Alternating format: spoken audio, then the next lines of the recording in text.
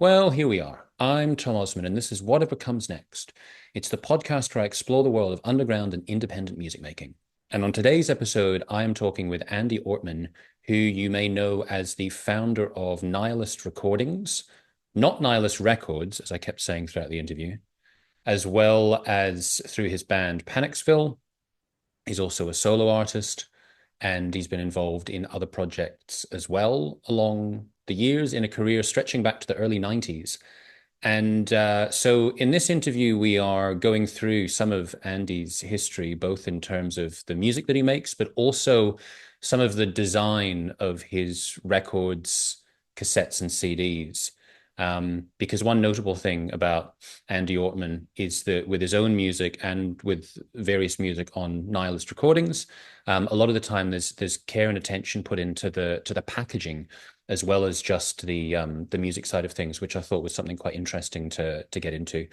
And Andy also has some interesting stories to tell about his interactions with Whitehouse and also with Stephen Stapleton of Nurse with a Wound, with Nihilist Recordings having recently put out a reissue of one of his albums on vinyl. And speaking of vinyl, last year, Andy put out psychoacoustic electronics on triple vinyl, another case of some quite beautiful packaging. And I'm going to play a track from that album at the end of the interview. I'm going to play a little clip beforehand. And another release worth mentioning is something that we talk about in the interview that Andy was working on at that time, which is a split cassette release between himself and W. Ravenveer. That's going to be coming out on October the 31st. And if you want to check out any of these releases, you can go to Nihilist Recordings on Bandcamp, and you can also go to the record label's website, which is nihilistrecordings.com. And on that note, there is not much more for me to say. You can follow me on all social media at Tom Osman Sounds. If you want to check out what I'm doing musically, you can go to tomosmansounds.com. And without further ado, let me say, Andy Ortmann of Nihilist Recordings, Panicsville, and more, take it away. This Елена Гуру, Степанова, ртний хомле. Финляндия. Нитр оглоб, Нет ли? гли онайче здрает, райдагар, саркатай ракит, Нет? оле рак, Это инчары райбары, чо, Улица, Лиза, лица у догов годов, инка, Вольшуя, найр пражи, местных коней, тавенью рыбка, предыдущих домов таю прыгнули спай. первые кубы. Лебеди шеи колокольных, Сегодня ночь столбов, по пояс тающим снегу, лес ли? готов Озеро. новому полусанка. Это ли? Andy, Tom, nice to meet you. nice to meet you as well, Tom.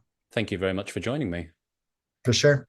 What's kind of like your normal time for, I don't know, getting to work, let's say? What's kind of your routine? Oh gosh, I don't know. I'll wake up anywhere between 6 a.m. to 8 a.m. and I have some coffee, look at the news, and probably about 10 a.m. get started with stuff. How kind of like routine based are you? Do you like to have things like at set times of the day? Not at all. No. I kind of like asymmetry in everything in my life. So Okay. a schedule like that wouldn't really work out. But no, it's just basically whenever things need to get done. Yeah. And So what would to you get say? started, everything's case by case. Like today, I'm working on a new cassette release. So I've been dubbing tapes the last several days. So I'm finishing that up now, and then I have to work on the artwork after that. And so it's basically like whatever needs to get done, I address it at that time. And what you're describing there, is that in your capacity as the label owner for Nihilist? For sure. Yeah. Right now, this example would be what you just referenced. Yes. And does that tend to be where most of your work goes on the label? Of my own work? Just like in general, what, like when you think to yourself, okay, I have various things I want to do today, does it tend to be more running the label rather than your own, Not creative not projects? not necessarily. Um, Perhaps it should be, but yeah. Right now thinking about I have a few things emails I should send out that I've been neglecting to. But um, I mean, it's not like a seriously major label or something like this, so it's I don't have like a warehouse full of stock, with workers and things like this. So Yeah. it's a much smaller operation than something like that. But to that point, I would imagine that you are probably doing everything, or maybe you have a limited number of people who are also assisting. I am doing everything. I have had people in the past, and sometimes it would work out and sometimes not.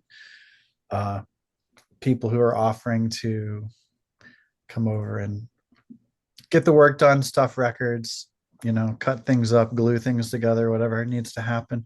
But ultimately, I feel like for myself, it comes back to if you want the job done right, dot, dot, dot. Yeah. And so what came first, Nihilist Records or Pound of Flesh? Mm, that's a good question, actually. Uh, I want to say they kind of happened at the same time because that would have been around 1990. I guess technically Pound of Flesh came first. Uh, and then after we started making recordings, it made sense to kind of get it out there somehow. I'm like, well, I guess I'll start a label. And those are really the first things I released were cassettes of those live recordings. Yeah. Because I think when I looked onto Discogs, I think the first thing that it references for Nihilist Records, I'm going to see if I can say it, Floxinoxynihilipification. Correctamundo. He did a fantastic job with that. Most people couldn't do that. I had to think about it. So were there were releases before that, maybe that like didn't have a catalog number where you were just putting them Yeah, out? there were sort of these handful of cassette releases. I thought kind of trying to go over the edge of rather than regular cassettes, so not overly packaging them, but making them kind of unique kind of things, but limited runs, 20 copies, 30 copies, or a couple things here and there. But I think I did give those things catalog numbers, but then they're later disregarded, and I didn't really count them for some reason. It just didn't seem polished enough and serious enough for me. Like, Yeah. after the CD you're referencing, I mean, we put a lot of work into that and a lot of other releases around that time. So I felt like those early cassettes just fell outside of the radar of the quality I was trying to achieve. And so taking a step back a little bit before Pound of Flesh and before the label. So are you originally from St. Louis or St. Louis? I'm not Correct. sure how I'm supposed to Yes. say it. Uh, the second way is probably more common. Yes, born inside the city limits, not a suburb, and lived there 23 years. Yes, so And it's all so, born. It's all born there. yeah. Okay. And so, so at the you before the label and before Pound of Flesh, I think you were going to art school, or maybe that overlaps. Overlaps because that's exactly how I met those guys from Pound of Flesh. Because we all went to school together. I guess we were friends, had things in common. Let's play music together. Yeah. Uh, so on and so forth. And what would you say that you took from art school and put into your music making? Um, when I first started the label, I thought about it for a good 1 or 2 years before I did anything seriously with the releases. Uh, so knowing what those releases are, obviously there's a sculptural element.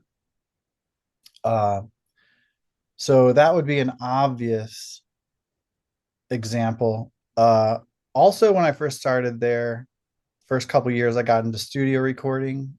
We learned, actually, I learned how to do everything editing tape, reel to reel. But then also on 2-inch tape, 24 track recording studio. So I learned how to do all that during school. So that was a direct carryover. Now that I think about it, the first Pound of Flesh 7-inch, which I guess is also the original number one, or the recognized number one catalog on the label.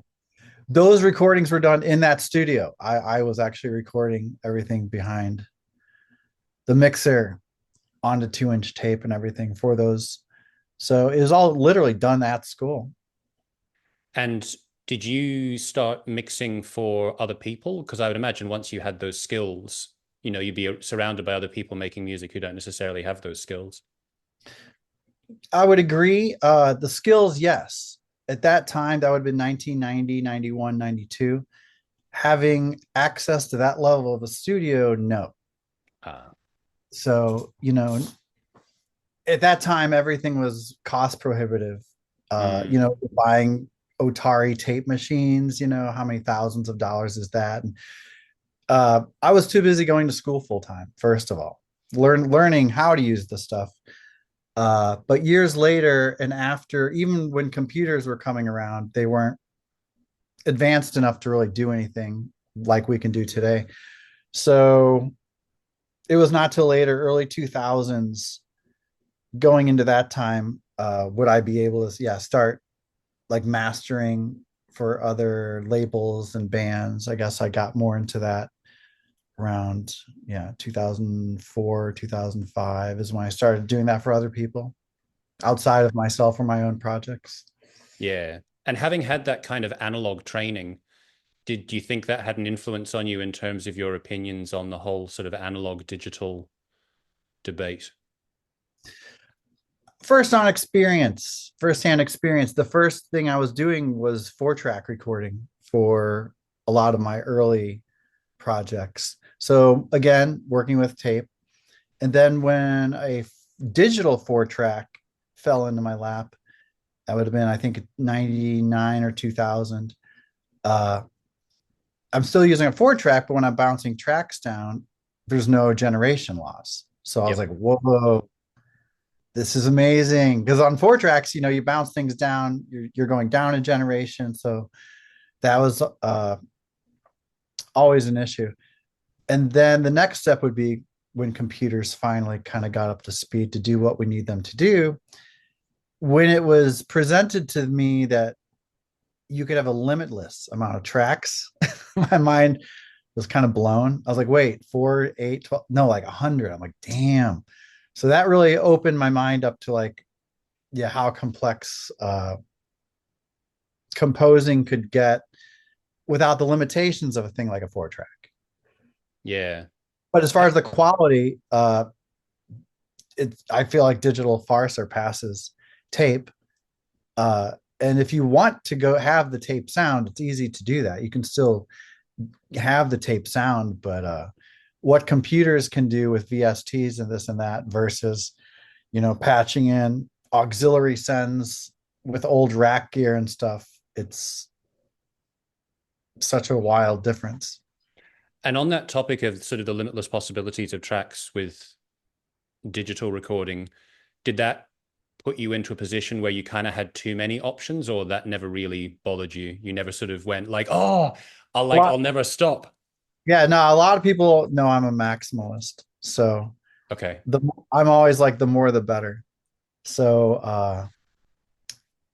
that's great. I mean, I had to get a new computer a couple years ago. I was bummed out because I had to upgrade to, instead of Windows 7, Windows 10, and I'm like, oh, my VSTs I was accustomed to. But since then, I've acquired a ton more, and they're all great. I think I'm easily adaptable with all these things. But too many options, no. It's just always more to learn, more to explore. And though I feel like the more options you have, the better work you can ultimately make. Well, I do remember listening to an interview with you, and I think you were saying that you want to be doing something surprising all the time. You don't want people to ever be able to listen to a record and then go, right, I know what this one's going to sound like.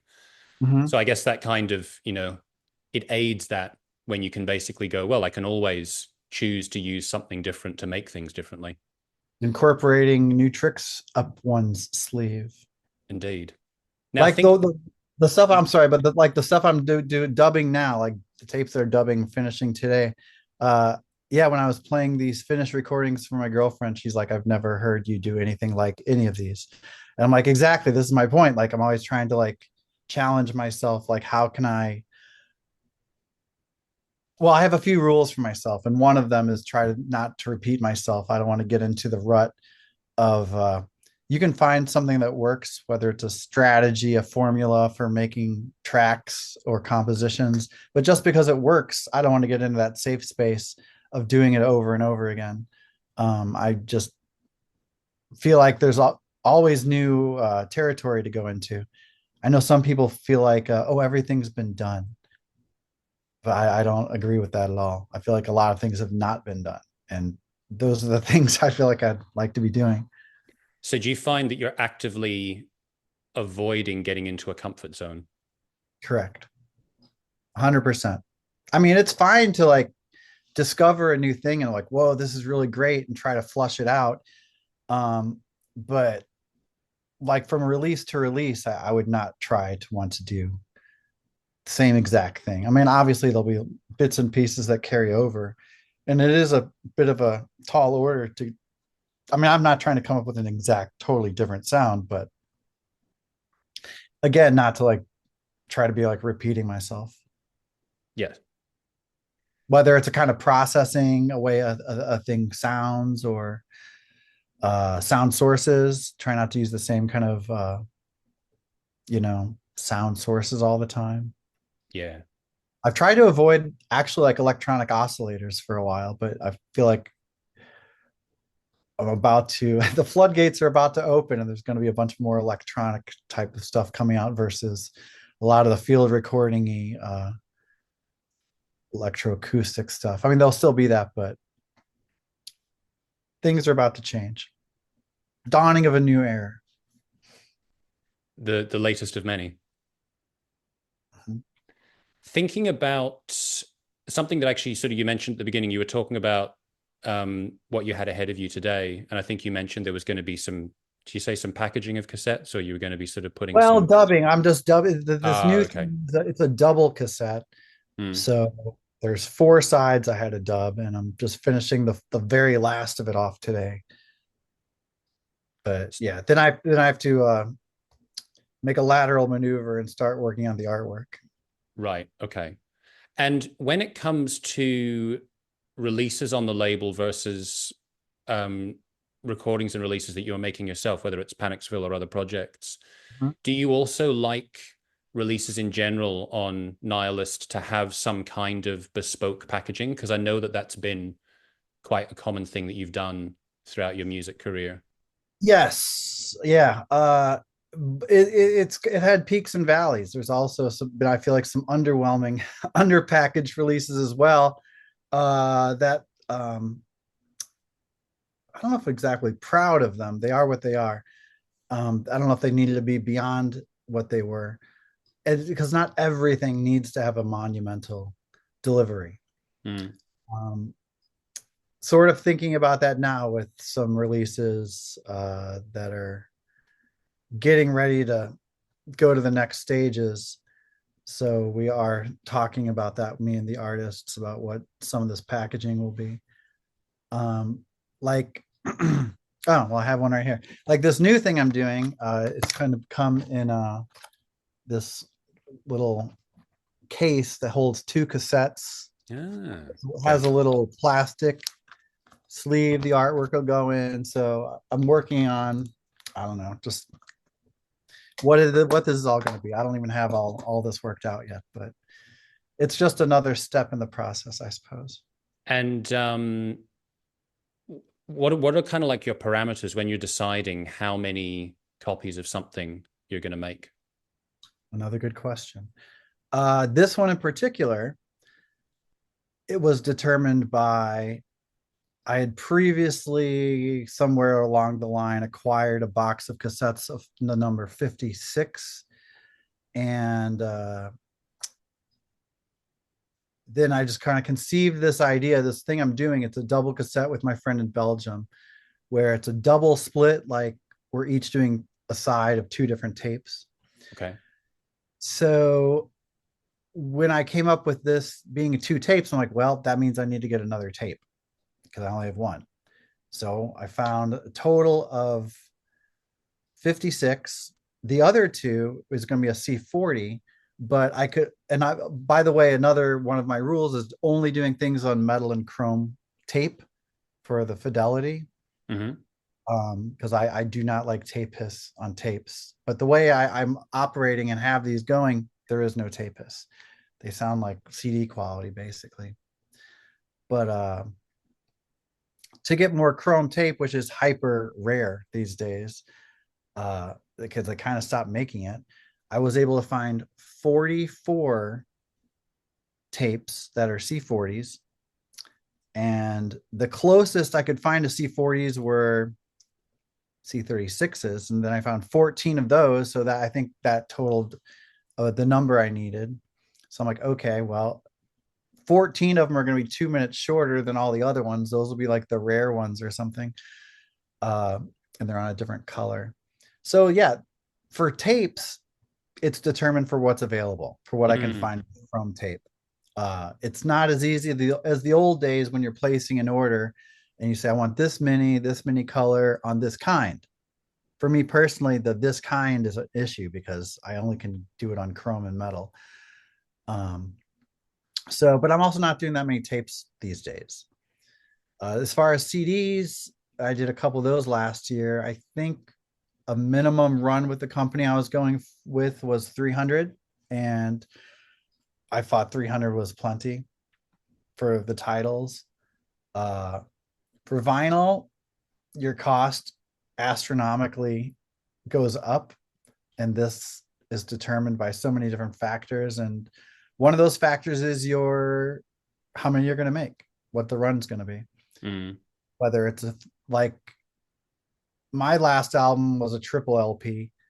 So when you're doing 3 records, the addition of doing, let's say, 200 versus 600 changes your cost a lot because there's so many records involved. So it all kind of depends, I suppose. And on that topic of not only records, but I'm thinking about records because they are quite expensive, and thinking about the label. So you mentioned that you spent a bit of time sort of planning out what you were going to do with the label. And I've spoken to a few different people that run record labels, and I get the impression that if you're going to have a record label at independent level, it's a pretty precarious business. Like I'm sort of thinking of, you may have several releases you want to put out. You got to invest the money into your records or your CDs, whatever else. And then it's like that money is just in those records or those albums until Correct. people buy them. So how have you found that kind of logistical business side of things with the label? Over time, I think it made more sense to put out releases that you just know are going to sell. In the earlier days, I was putting out all these things like, I think this is great and I think this is wonderful, but you know what? Not everyone else does. Or if it's a brand new band, which a lot of the times it was, it's on top of everything you just discussed. It's on top of that, it's your job to be their PR person and make people find out about who this band is. Why should they care about it? Why should they buy this release? So then there was that amount of work on top of everything else. So to make things easier, I took about a 10-year break. And then when I came back a couple years ago, all these things I'd put a lot of thought into. So being able to move units right out of the gates was kind of a thing that I was thinking about. And that was kind of the biggest one, really. Yeah. And how did you make that judgment call? How did you say, like, right, I can say with reasonable confidence what's going to shift? Like you must have been quite embedded within a scene of, music makers and music buyers. Sure. Not that exactly is how I connected with the group of people who I recently was working with. Maybe one of them, Richard Rapinas from the New Blockaders. I had had a little bit of experience with 10 years ago or something, 12 years ago. I got a compilation track for one of my WFMU benefit compilations. So, but all the other people I kind of reached out to and said, hey, what do you think about this idea or that idea? Okay. And are you in Chicago right now? Yes. Mm-hmm. So do I have this right that you went from St. Louis to Texas and then you went to Chicago? That is correct. Yes. On a coin toss, I went to Texas when I probably should have came straight to Chicago. I was in Texas for about a year and a half. Jaunted back to St. Louis for a few months, gathering up things, and then went to Chicago in August of '99, and pretty much been here since then. And something that I was curious to sort of figure out the timeline of is I have a feeling, I don't know if this was just one incident, maybe incident's the wrong word, but one occasion that you worked with Whitehouse. I think there was one of their what do they call it, live actions, maybe like in 2005 that you were a part of. Not exactly. The actual story is my friend had asked me to play a psych fest he books every year, and Josephine Foster was on the bill, if you're familiar with her. No. She's a singer. I think she lives in Spain now, but she was in Chicago for a little bit, and we did a 7-inch together. We did a Shirley Collins cover on the 7-inch because she always got like in The Wire would call her, like, compare her to Shirley Collins because she does sound like a lot like her. And she was on it, so I even suggested her, like, hey, do you want to like collaborate for this, since we're playing on the same bill, we can like do this song we did on the 7-inch. Anyway, there's some other like folky psychedelic things on the bill, and my friend who was booking this festival, I mean, he knows all my tastes in that, this and that, and he's like, hey, what do you think about Whitehouse being added to this? I'm like, are you kidding me? I'm like, is this a joke, like adding Whitehouse to a psychedelic folk festival? Like, that's insane. But yeah, you should totally do that, I mean, if that's on the table. So it's mainly, that's how it is. I mean, they got added to the thing, and then then I guess, I don't know, then I was asked to go pick him up at the airport. Had to drive him around because I guess their hotel was right behind my building, so it was kind of convenient to cart them around, I suppose. And was it just, I've kind of forgotten with their lineups, was that just William Bennett and Pete Best at that point, or did they have other members in the band? No, it was just those two. Yeah. Although when I first met William, I think that was 2000 or 2001. I went on, he did that Extreme Music from Women tour. Yes, I was thinking about that.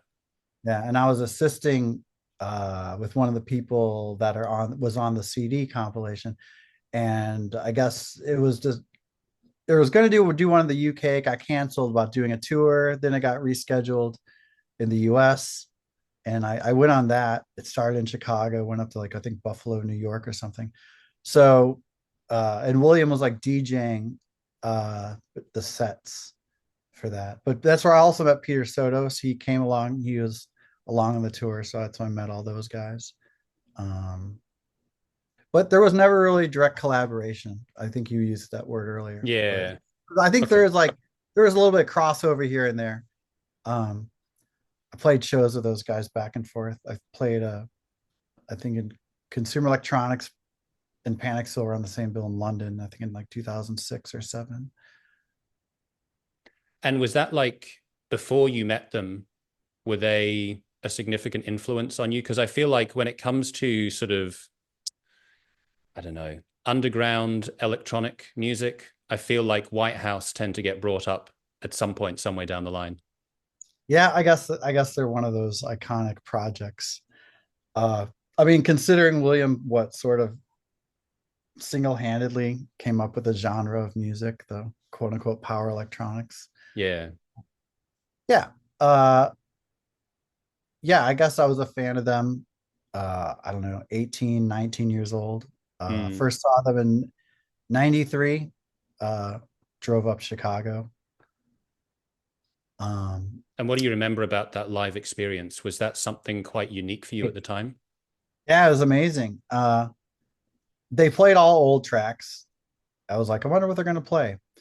But they played because it was 93, so some of the later Albini kind of stuff, those records were coming out at that time, but they didn't play any of those tracks. They played all old stuff, including the silent track. But and then a couple years later, I saw him in 95 at the Empty Bottle, and I guess that show was kind of infamous because there were so many all the like fights happening. One guy got Mm. blinded. Yeah, I think at one point there was 3 fist fights happening simultaneously. It can be seen on the video. And I read somewhere after that, William was saying, we're not going to play anymore. We're not a Gigi Allen show or whatever. And I think they took some other kind of hiatus from 95 onwards until they started playing shows that might have been up to where Cruise and Mm. those types of, things were coming out. Yeah. But I don't know. Yeah, sure. Them, Nurse with Wound, all that. For me, that British early industrial stuff. Yeah. Well, I think I saw as well that you brought up the Portable Altamont Yeah, compilation, which I actually wasn't that familiar with, but it does have a band on it who were kind of like an entry point for me into a okay. lot of sort of electronic avant-garde underground music, which was Coil for me Sure. Yeah. personally. Yeah. Um, Also, yeah. did you ever have the chance to see them? Because I don't think they really played at No. all until, the last couple of years. Right. Yeah. I mean, if I flew somewhere to another country, I could have seen them, which some people I know did do that. But I wasn't such a huge Coil fan. I mean, I like them a lot or whatever, but Yeah, I wasn't willing to fly to another country for them. that's fair enough. That's kind of a big ask. Well, I Um, did do that for Current 93 and Nurse with Wound. And on the topic of Nurse with Wound, so I think just recently you put out a reissue of a Stephen Stapleton album. So Mhm. how directly have you sort of interacted with him? Through emails, So how, not how over the did, phone, but yeah, how did that, it is he seems still that living in Ireland? yeah, yeah. It seems like he has kind of sparse access to the internet. So So sometimes how did that would come pass about? between I'd get messages back and forth. I don't know, the gears are always turning. And I was thinking, I said, this CD has been reissued as a CD, but why is there not a vinyl version of this? Yeah. Considering everything else, so many, all those other albums coming out back then, they're all on vinyl. And I sent a message to Tony Wakeford. He immediately said, yes, I'm down. And then I messaged Steve, and I did have to wait a week and a half or 2 weeks. I'm like, I guess he's like not into it or something. But he finally responded. I guess he's just sparse responder. And Yeah. yeah, he was also into it and got the masters and got the artwork files and assembled it, put it together, put it out. Yeah. Was that quite exciting for you from a personal level as Oh a yeah. fan? Oh yeah. Yeah, definitely. Yeah, absolutely. Yeah, it came out great. I couldn't have been more pleased with it. And that's Revenge of the Selfish Shellfish. Correct. Yeah. It's he rarely uses his name. That's what's weird about that one. It's Mm. always the moniker. But so it's interesting to me that it's just one of the very few ones. And I think it's the only one that's not with Tibet, where he's using his name also. Mm.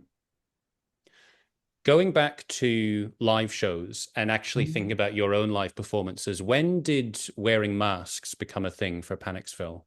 Or having costumes, I guess, really, I should say. It's not really just about masks. Right. probably all the way to the beginning. They didn't really start getting elaborate until around 2000, I think, is when I started sewing things together, versus hodgepodging,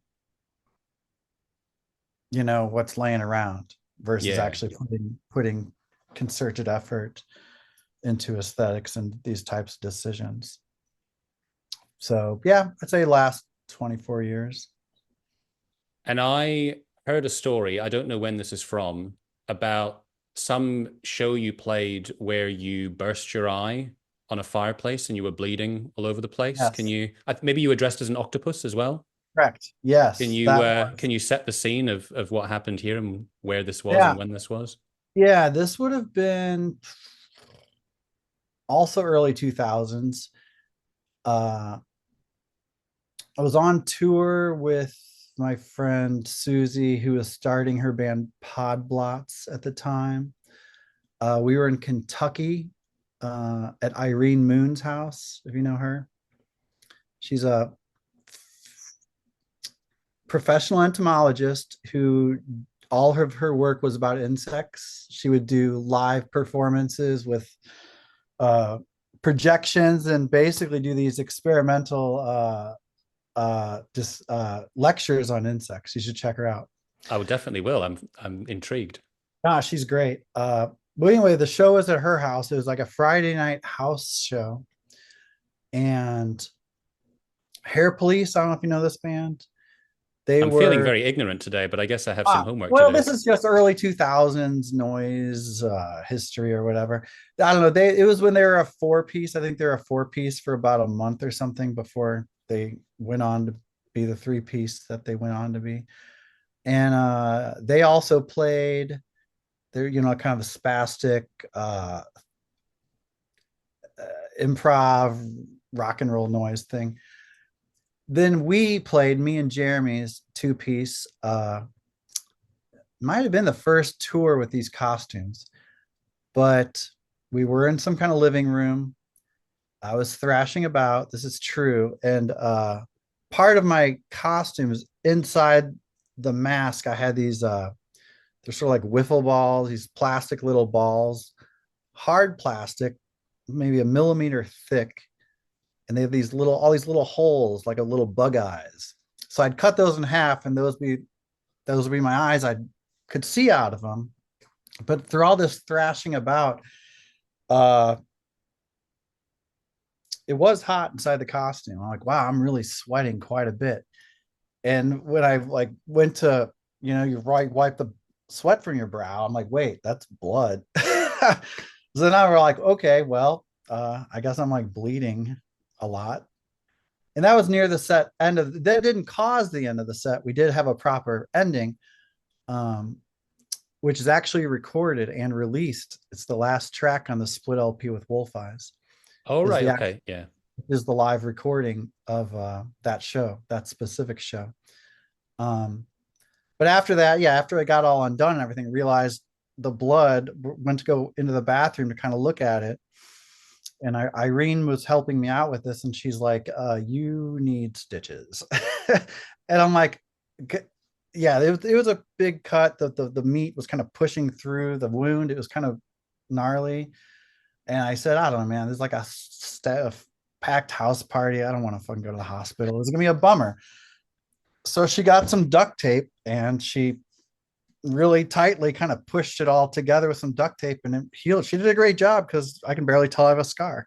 Oh shit. So you never had any other work on it. You just left the duct tape for a while and then. Yeah. So how long did you need to leave that on for? I mean, I feel like when I got somewhere proper, we probably put proper bandaging, Yeah. and gauze and things, but for the moment, like this will have For the life to do. of the party. Correct. Yeah. I was more interested in that than sitting in some ER, getting bummed out. That's understandable. Yeah. I don't regret it. No, I don't think it's regrettable at all. And it's also a good story. I mean, if you had to go to ER, it would still be a good story, but the duct tape really does sell it right at the end. I stand by that product to this day. Just still thinking about costumes a little bit, and this is also going back to the topic of sort of making bespoke releases. I really like the what you've done with what is it, Take Root, where both in terms of the outfits that you've got, Mhm. which remind me, I don't know if there's anything to do with, there was a movie a couple of years ago, I think it was called Hardcore Henry, which is in Russia, and it has Uh, this character who wears this, which I guess is kind of like a military camouflage costume. Did you mhm. make these, or did you buy these, or did someone else make them for you? Um, they can be found at military stores. Right. Um, although I think we ordered them. I think we ordered them through the mail, is how we got them. But now you're making me want to watch Hardcore Henry. I've never made it past the first 2 minutes of that movie. It's I thought it was quite an interesting movie. Yeah, no, I love the premise and the concept of it. Yeah. And speaking of premises and concepts, the Take Root, uh, same wanted to, have an idea, uniform Mm. with a concept and try to tie it all together. And I think we did kind of a good job with that, considering the whole thing was spawned by this Mort Garson Plantasia. When they re-released that on, I think Sacred Bones put that out. Okay. They did a promotional show here in Chicago at the Botanical Gardens. Mm. So they had all these bands set up inside the where all the plants were. They're going back on 2 stages. It was fine. The sets were kind of short, but we put so much work into that. Me and Tony, we got these suits we wore, debuted at the show. We're like, hey, if we're gonna play at the plant place, we should like look like plants on top of it. And we put a lot of work into the music for that thing. I'm like, I don't think anyone really heard it or really appreciated it, or so I wanted to turn it into a release. So I felt like it deserved a little more attention. Um, so I don't know if that answers any of the questions. It does. Okay. And just connected to that, because I was going to ask you about the Plantasia event. I saw psychoecological electronics mentioned, and I don't know whether you coined that term or if that was a term that was being used around that event. Oh, well, the record I did, it was a psychoacoustic electronics. I don't think I came up with either psychoacoustics or electronics, but But I psychoecological? no, psychoacoustic. Oh, okay. I thought I read Oh, psychoecological. if something does say psychoecological, I don't think I ever used that term. Oh, okay. This is the first time I'm hearing it. Interesting. Maybe I misread that. But And that makes me want to look it up now, though. I thought I saw that on Bandcamp on the release page, but I could be wrong. Psychoecological, huh? Wow. Well, I'd be in for a surprise if that's what it says. I may very well be wrong. I could also. Wouldn't be the first time. For me, it's fine either way. I don't have to be right. Fair enough. Yeah, what was the other thing that I wanted to ask you? Yeah, relating to Take Root. So the other thing that I really like about that release is that you have the Venus flytrap seeds. And only in the vinyl version. In the vinyl version, but then I don't know if this is still available, but you had a digital version where you get the digital download and you get the bag of seeds that goes with it. And I thought those are grass seeds, so you can grow. Okay, that makes sense. I guess if I think, yeah, you get quite a lot of those. I've seen people, they've sent me photographs of the patches of grass that they've grown. But the Venus flytrap seeds are actually kind of expensive. So, interesting.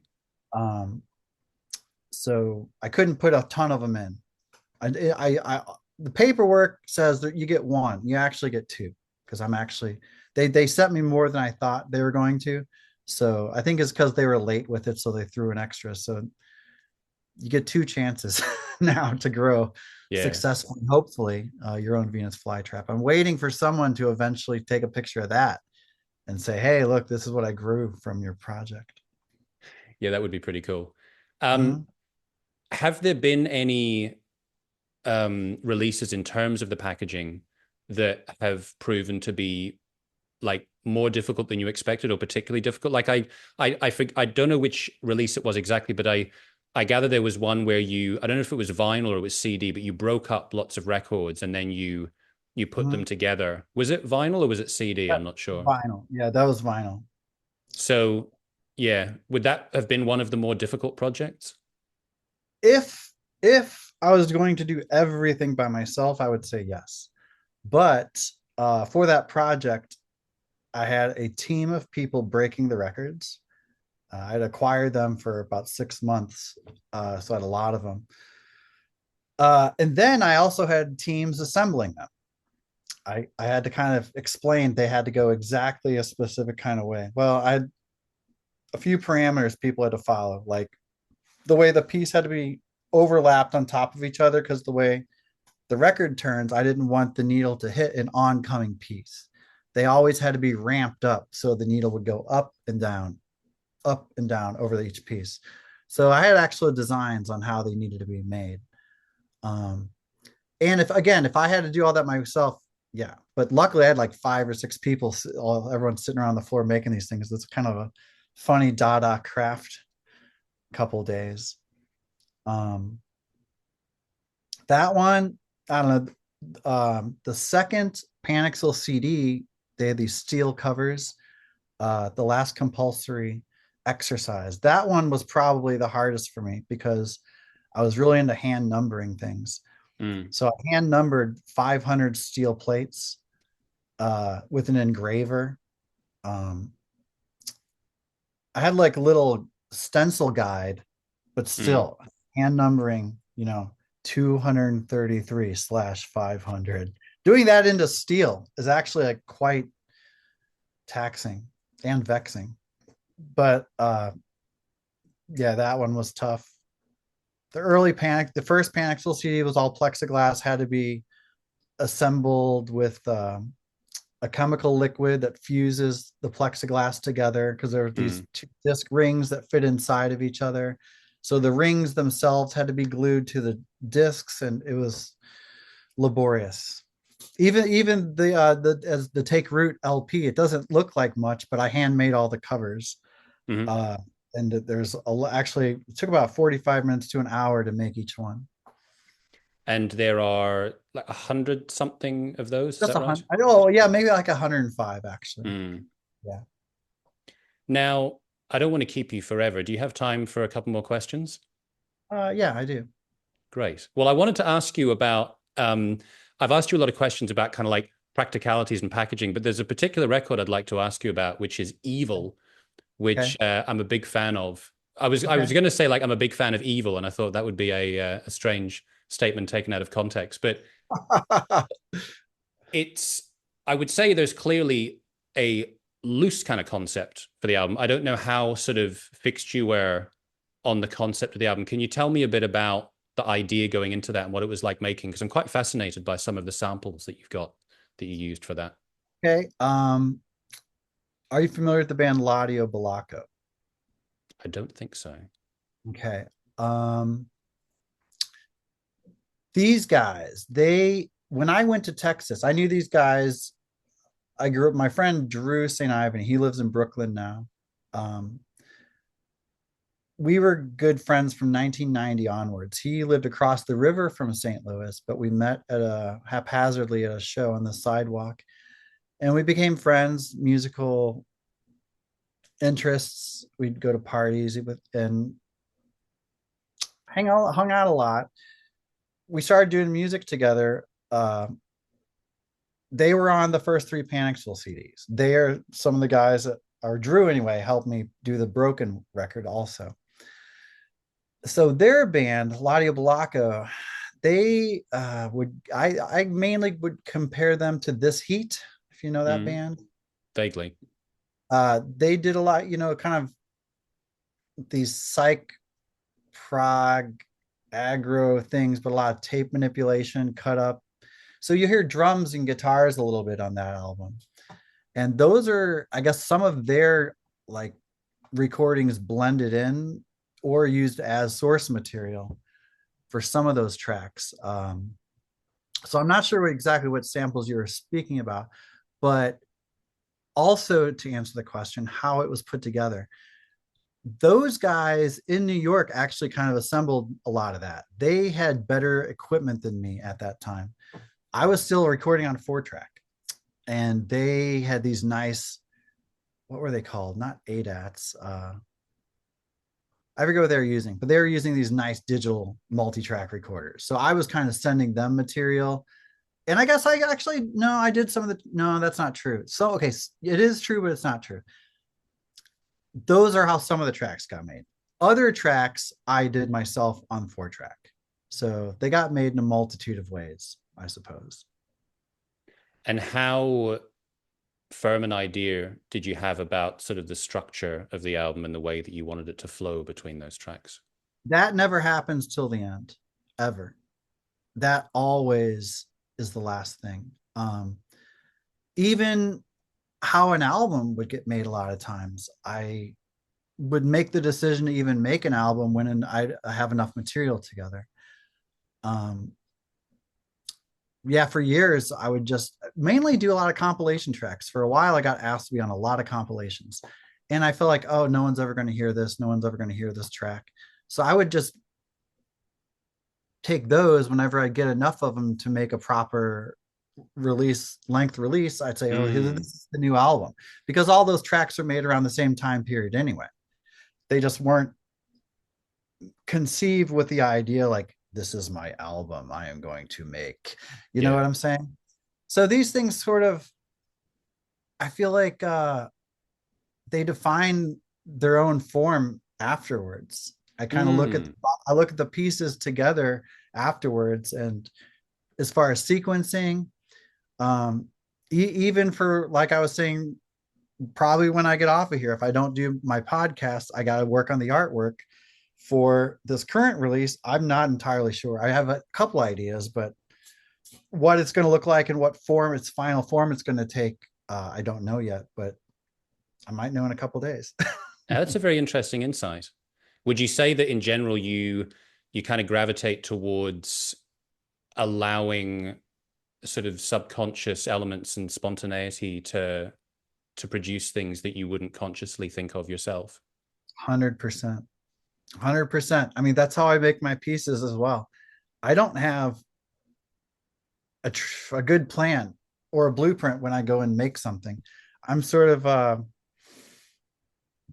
over time creating my own library of sounds. And then when I feel like, okay, my palette is now large enough, it's like collaging, the same way I would make a physical collage. You gather your pieces. Here's my pieces. Take this piece. This thing goes here. This thing goes here. What that does not work, get rid of that. Finding it, yeah. For me, it's just like doing collage basically, versus composing. Yeah, a lot of the way I work, it's all threaded together like this. A lot of intuition, impulse, whatever aesthetically makes sense to me at that time, I suppose. That's very intriguing. Just right behind me, I have various bits and pieces which I'm going to be chopping up and putting into collages. So I'm thinking like, excellent. I think I'm going to go make a collage after this call. Yeah, I mean, I think it's a fantastic way to work. I mean, some people can put these parameters upon themselves, and maybe if you don't achieve that, you can look at it as a failure. Whereas I just look at these things as explorations. Like I said, I try not to repeat myself. So it's not like if I was a guitarist and I had muscle memory and your fingers want to go to specific places because of training, all these things, I don't really have to think about. On this new piece, one of these new pieces, it's interesting. I pulled out my clarinet, which was an instrument I did have to learn in elementary school, how to read sheet music and all that. And I feel like that kind of messed me up actually. And it took me a while to unlearn these types of things. And I had not pulled that instrument out in maybe 22 years, but I just pulled it out a couple weeks ago to make these new recordings. And it was kind of refreshing to come back to something after so long, especially something I did not have fond memories of. Yeah. Like I was never very good at the instrument, you know. There was at one time there was like fourth grade girls sitting first chair, and I was like last chair after doing this for like 2 years. It was embarrassing, but I don't know. I was able to coax some sounds out of it that I thought were pleasing. So Yeah, it is interesting to that point that learning to do things technically isn't always beneficial when it comes to creating something artistically satisfying. mhm. Yeah, a lot of times when I was figuring out or trying to figure out some of this stuff early on with gear, not, you know, not knowing what I was doing, but sometimes I was deliberately doing it wrong. Some people are like, oh, you're not supposed to hook this thing up this way. I'm like, yeah, I know, but like, I want to find out what it sounds like, and I'm not going to find out what it sounds like if I don't do that. They're like, good point. Yeah, indeed. That is a good point. Now, thinking about the coming weeks and months ahead, I don't know if you have anything particularly coming up that you want to promote. I'm probably going to put this out next week. Do you have any shows coming up or any releases particularly that you'd like to promote? No shows. I'm trying to take a break from that so I can focus on these recordings. I have like 10 masters I owe labels at this point because during COVID I didn't do anything. I said yes and didn't make anything.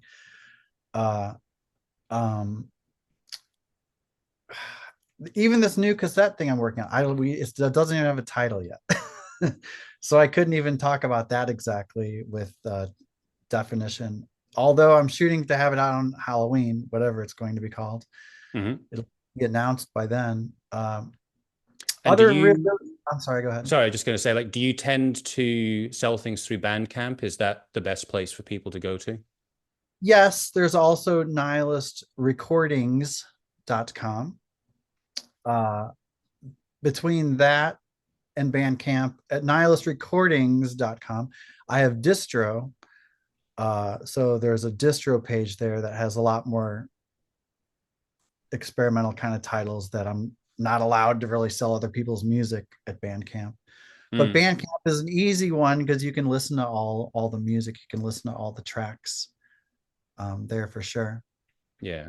I mean, I have some new things coming out, but they're not ready yet. Like I'm doing a new Illusion of Safety LP, even though it's kind of a reissue from the 1992 Jim O'Rourke period. And do you know the project Metgumnerbone? I feel like this interview is a series of do you know and me saying no. I don't. Okay, well, Metgumnerbone, they were early 80s England. They're going to be in a book coming out about bands that were grave robbing and using bones as human instrumentation. Oh, wow. There are these occult type of bass projects where they'd be recording these sessions in caves and things like this. Anyway, I'm doing a double LP of them, of the recordings between 1984 and 1988. And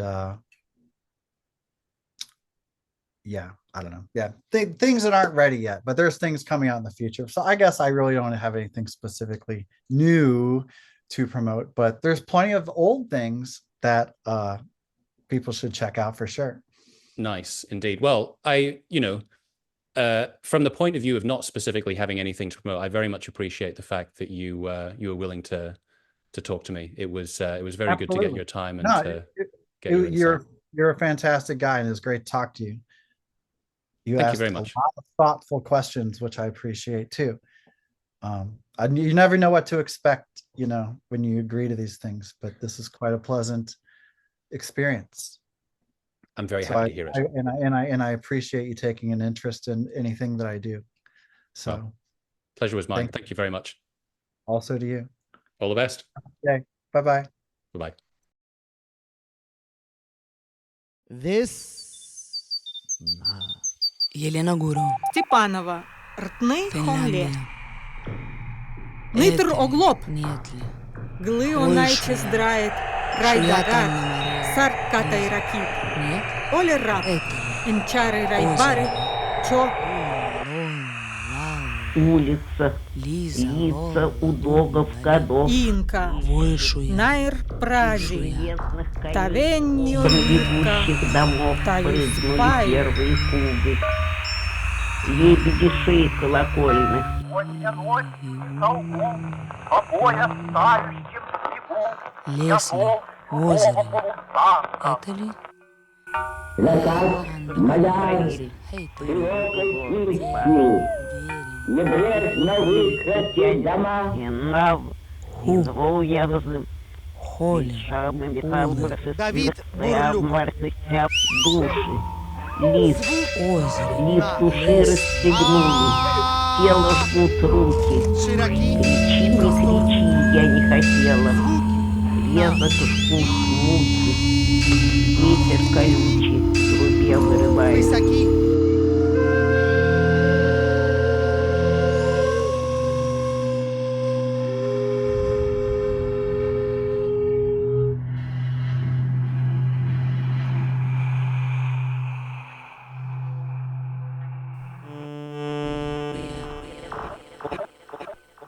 Колоколь.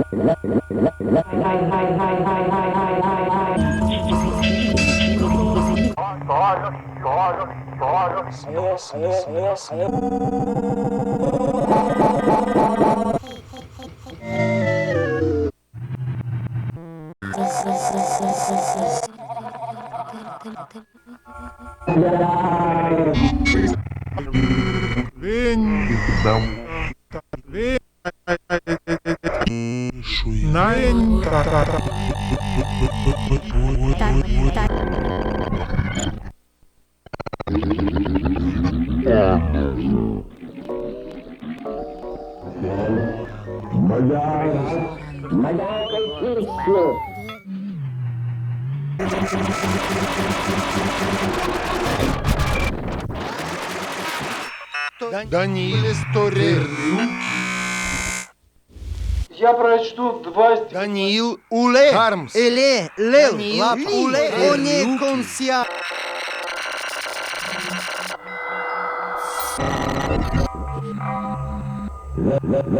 Манон Кори. Рине Али.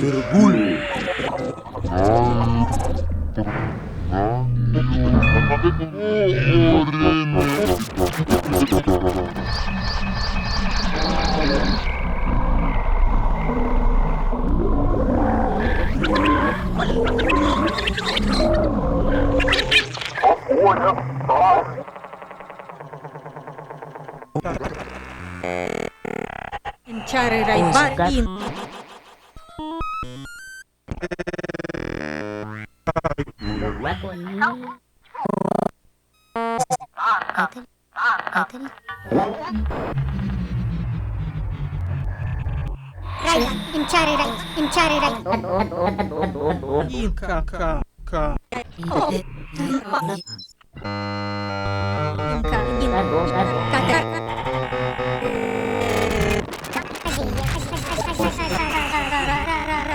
Има в набор. Глав.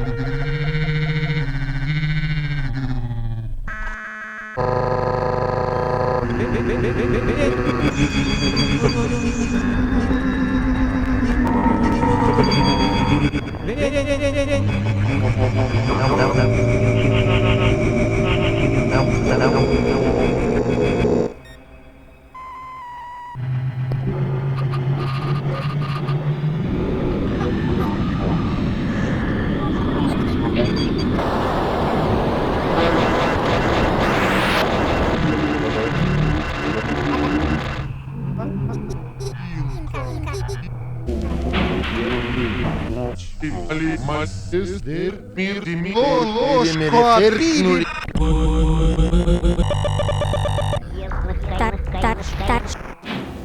Улица, лица у догов годов резче. Через железных конец окон бегущих домов прыгнули первые кубы. Я прочту 2 стихотворения, написанные в прошлом году. Заклятие смеха. О, рассмейтесь, смехачи, рассмейтесь, смехачи. Затирликали лирлиуки, перемереферкнули ферлиуки, Муза, перефергиль, когда перефергуль. ночью Ничего не пишите. Пишите. Казимир Малевич.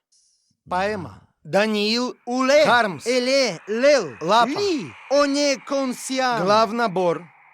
Онон кори. Ляпи. Рико асамби. Ляпи. Йоена леш. Затирликали. Сабно оратор. Тулошко апири блесторе. Ферлиуки. Перефергиль. Орене али. Перефергуль.